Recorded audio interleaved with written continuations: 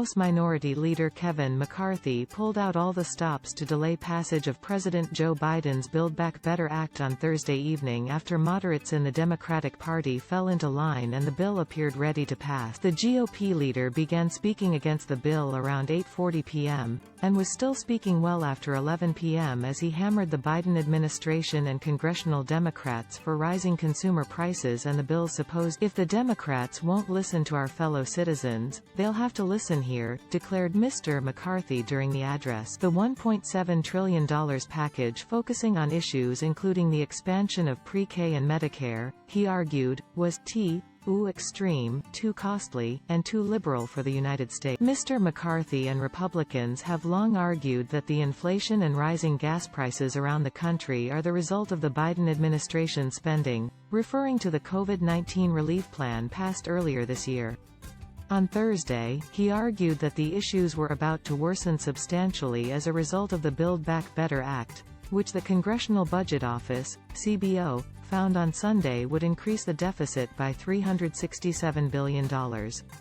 That number would be offset by increased enforcement by U.S. tax authorities, part of the legislation, which the agency separately estimated could raise up to $207 billion in extra revenue. Inflation is becoming implanted in our economy, the GOP leader declared.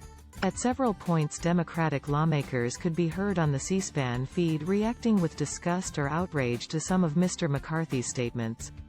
In one particular moment in Mr. McCarthy's speech when the GOP leader suggested that Mr. Biden had been left with everything he needed for unprecedented success by the Trump administration, several lawmakers could be heard reacting with shock and exasperation. The Biden administration's tenure so far, he added, amounted to the most radical, extreme, incompetent 10 months in history. Speaker Nancy Pelosi's office released a statement as Mr. McCarthy was still speaking, referring to the address as a temper tantrum, and ripping the Republican leader for doing everything he could to avoid talking about the deficit-reducing, inflation-crushing Build Back Better Act. But he did make unhinged claims about what the American people want and need, the Speaker's office continued, before linking to a host of polls showing widespread support for some of the bill's provisions. House Democrats are preparing to pass landmark legislation to lower costs, fight inflation and make big corporations and the wealthiest pay their fair share.